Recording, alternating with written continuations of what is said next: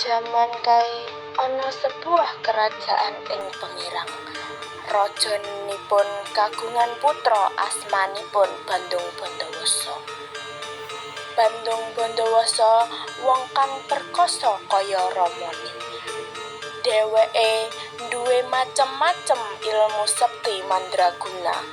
Tirose kesektianipun luwih dhuwur ketimbang ramane.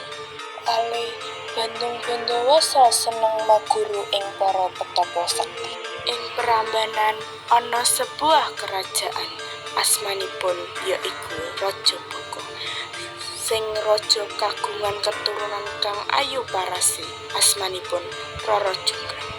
Raja Boko kagungan selera ageng ugi dhuwur dadosipun wong-wong ndugi yen Raja Boko putranipun raksasa.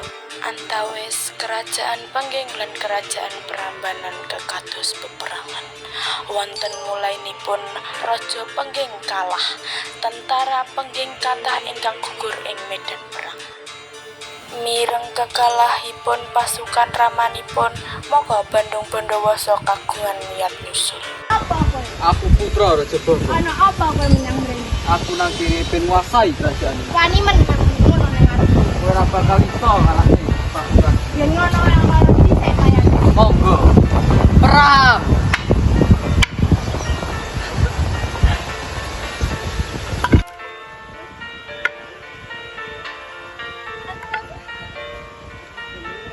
Peperanganipun dikawiti tanpa pasukan Prambanan kasemer.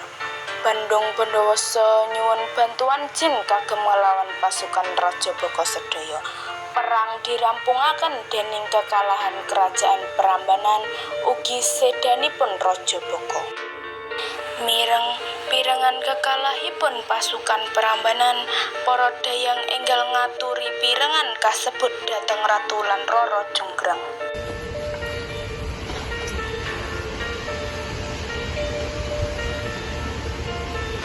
Ana apa dayang-dayangku? Ngaturaken kabar. Raja kalah kali kerajaan Raja Pengging. Sapa sing mateni? Bandung Bandawasa. Kamu ora mungkin. Sak sampune menguasai kerajaan Prambanan, Bandung lan Patih melampah-melampah ing desa rumaosaken keindahan Prambanan. Enak ya udara niki. Pancen sejuk sangat udara di teng mriki tuan. Napa malih niki sampun gedani jenengan. Pancen swanger aku. Leres tuan. Semalih asik muter-muter keningal Rara Jonggrang ingkang melampah bareng ratu nglewati Bandung Bandawasa.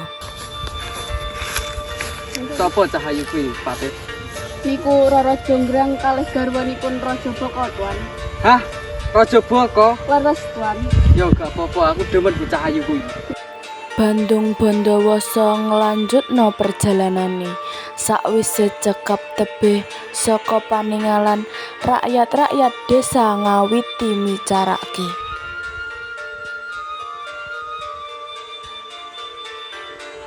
Oh, alah itu tak Bandung Bandawasa. Oh, alah itu tak Bandung Bandawasa sing lahir raja. Heeh, bener. Oh, alah aku tak semono uga sombong. Yo muga-muga ndang tobat. Nggih nggih. Ana apa iki kaya anak sing penting? Oh, alah iku tak Bandung Bandawasa sing seneng karo Jonggrang. Emangnya apa kok aku ora ero? Halo, Bandung Bandawasa sing gawe kami ireng halo. Ayo awak dhewe ngewehi informasi kagem Ratu. Iya, ayo.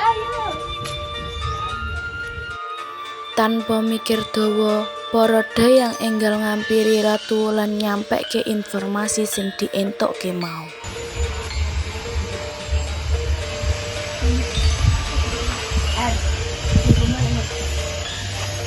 Ngapunten Ratu, wonten sautawis ngersa ngaturaken. Ana apa dayang-dayang mbok kudu supaya ngurus? Untawis wonten tiyang badhe nyedhiki Rara, yaiku putra Bandung Bandawasa. Apa? Aku kudu nyegah Rara ben ora cedhek karo kelanahan kurang ajar iku. Inggih Ratu. Nanging tibane Bandung Bandawasa lan Rara Jonggrang lagi mlampah bareng ngiteri desa. Rara ayu men bojone iki. Ora bisa. Karena paras ayumu aku pengen mempersuntingmu kang sing pertama lah terakhir. Soalnya aku yakin temannya aku bisa mengerti. Ya wis, aku bakal setia untuk awakmu. Ambek bungah atine Roro pun kundur teng keraton kanggo nyuwun restu saking ratu. Arep-arep ratu bakal ngrestuni. Bunda, kula ajeng ngaturi sesuatu. Ana apa anakku? Enten ingkang kersa nglamar kula. Sapa tenanan bocah? Naminipun Bandung Bondowoso. Rungokna anakku, ana sing arep tak omongke. Sakjane Bandung bocah kurang ajar iku sing mateni. Dayang-dayang enggal ngaturaken ide dateng Roro Jonggrang.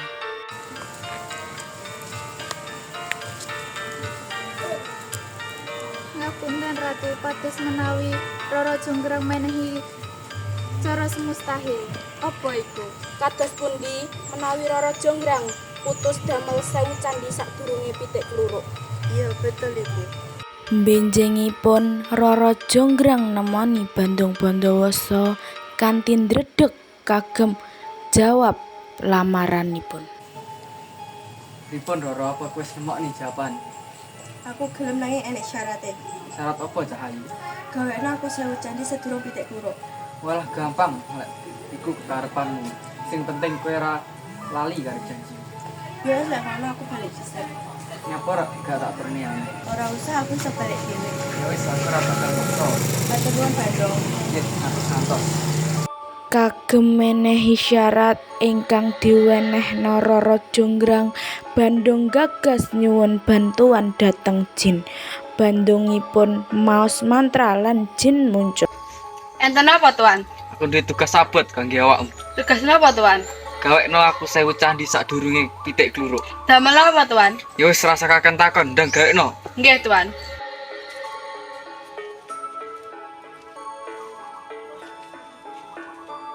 Ing tengah dalu, dayang-dayang mirsani hasil nyambut damel Bandung Bondowoso. Terkejut dayang kala mrengsani candhi-candhi sekedap melih rampung. Dayang-dayang enggal ngaturaken kabar dening Roro Jonggrang.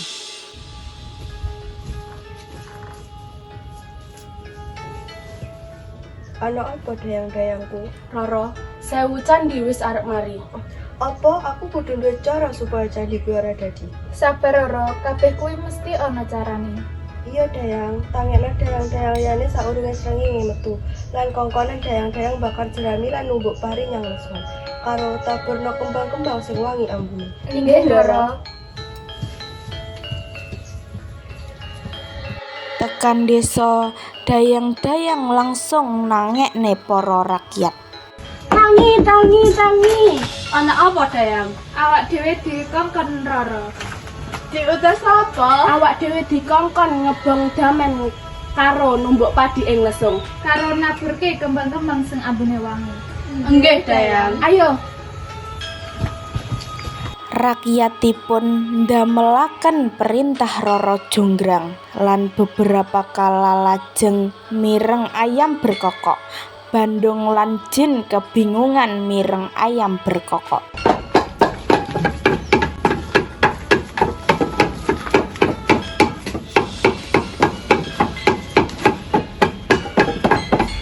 Dayang-dayangku, apa perintah wis mari? Sampun, Roro. Pitik pun kluruk Tuan, ben wangcine kula wangsul. Apa-apaan iki? Bandung Bondowoso ora bisa nyampekke syarat sing diwenehi Roro Jonggrang. Atine loro, Bandung Bondowoso pas gawekne ditolak kalih Roro Jonggrang. Sakwise Bandung Bondowoso mikir-mikir, dheweke sadar yen selarasipun dheweke ditipu. Roro nyapa kowe ngapusi aku.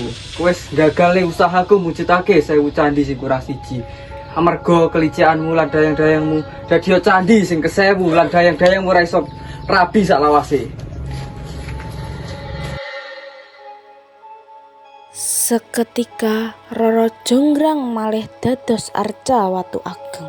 Uga para dayang sing ana ing Prambanan kagem kutukan saka Bandung Bondowoso ora bakal rabi kanthi sepuh. candhi sing digawe marang makhluk halus senajan dedeg. Kanthi sewu kasebut, Candhi Sewu sing ana ing cedhek Candhi Roro Jonggrang mulai Candhi Prambanan uga kasebut Candhi Roro Jonggrang.